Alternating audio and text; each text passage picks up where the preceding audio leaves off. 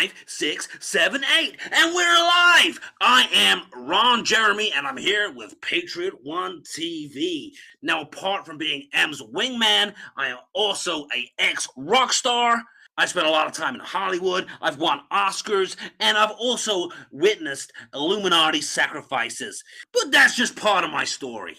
Now, let me talk about my good friend and fellow patriot M. Seeker of Truth and his recent interview with Riz Flex. Now, this was a great interview, and I'm going to show you some of it now. Afterwards, make sure you click the link below and you watch the full interview.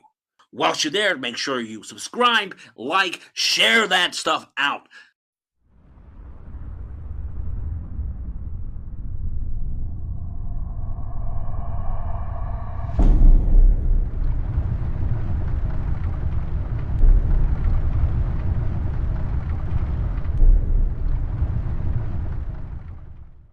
That's where 30 Reasons I Don't Trust Charlie Ward came from, and that is how I met Cirsten. And I interviewed Charlie Ward myself, and I used a lot of that interview in that expose.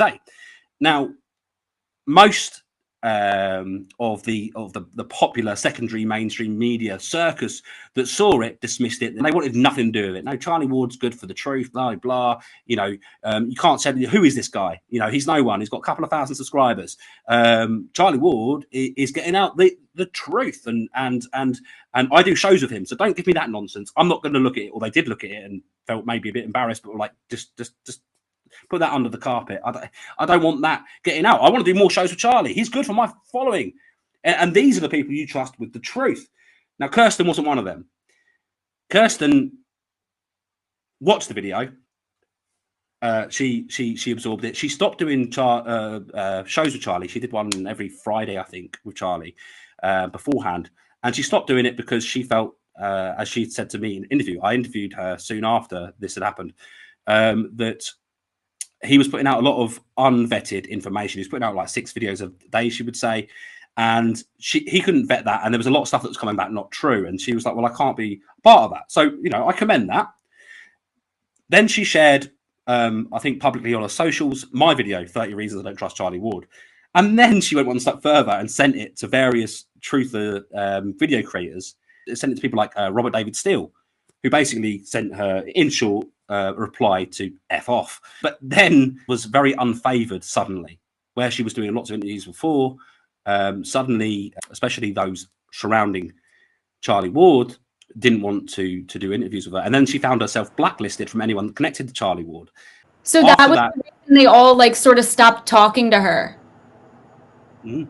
Wow. So like we have the same like manager, we called him. He's just like the head of our ad agency, and he's the one that put us in contact. And it was like just a few months before she passed. I mean, I think we only knew each other for like 8 months, and like she immediately started telling me like, listen, like all these people like started, you know, they stopped talking to me. I used to be great friends with them. She's like, now I need help exposing Charlie. And she's like, can you help me? I was like, put him on Instagram blast. Put him on blast on Instagram. Let's go live. And she's like, what does that mean? I was like, just expose him. But what did everyone come here for? For me to expose Charlie Ward. Charlie Ward's gotten really nasty. And he's attacked one of these guys that did the video, 30 Reasons Not to Trust Charlie Ward. And he made a video saying that the guy was a pedo. Okay, that's how nasty he's getting. Charlie Ward's losing it. Okay, so I protected Charlie when Satan or Santa Surfing was attacking him on Twitter. When I did the show, I said, you know, Charlie's always been polite to me. He's been gentleman, but, you know, his information's garbage, and everything that he predicts, nothing comes true. So that's what I mean by misinformation, Charlie Ward. And number 2, okay, I protected you. Then you went after me. You blacklisted me with Nick Veneman, because when I went on his show and we did a great video, he put it up and you made him take it down. So that's called blacklisting someone. You didn't, and then Mel K, my ex-protege, was coming to do a show with me, and you blocked her, and you wouldn't let her come on my show because I exposed you. Now I'm really going to expose you, okay? I am going to say that you always say that you basically transport a lot of items, okay, for the elite. You transport their cash, you transport their jewelry, and you transport some things that might be alive. And yeah, that might be, you know, something, and I think you would know what that is. Yes. Yes. So You transport this funds, gold, you transport precious things, and you transport something else. So right after she started exposing him, she passes away. Yeah, I mean that's what's interesting here. There's more of this video to show, but that was probably the biggest thing that she was talking about. Her claims is that he was transferring perhaps something alive in these boxes. I'll leave that open to the viewer's interpretation. You, Charlie. So don't call other people pedophiles when you have got, and that you're not calling me that, but you're calling my friend, British friend, that. Basically, when you have a lot of skeletons in your closet, okay? So you're on blast.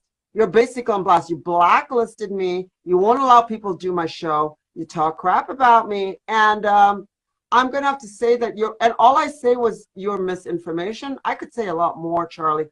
I could say that you always bring up when it was a private joke, even on screen you did it.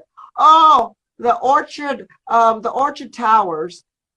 Anyone in Singapore, because you used to live there, Charlie, and I'm from there, knows that Orchard Towers is full of electronics and bars, you know, that have Filipino girls, girls from China, girls from Indonesia, girls from all around the world.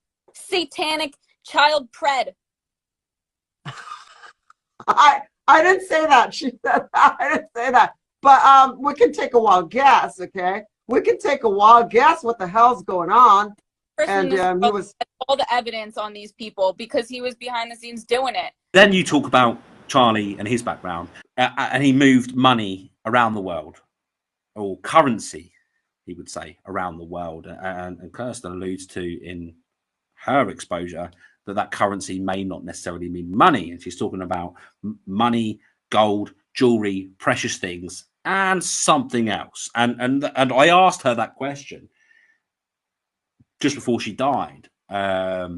You know, can you tell me more about that? And I never got a response. And then she was dead. Now, there's something about Riz's interview style that I really, really like.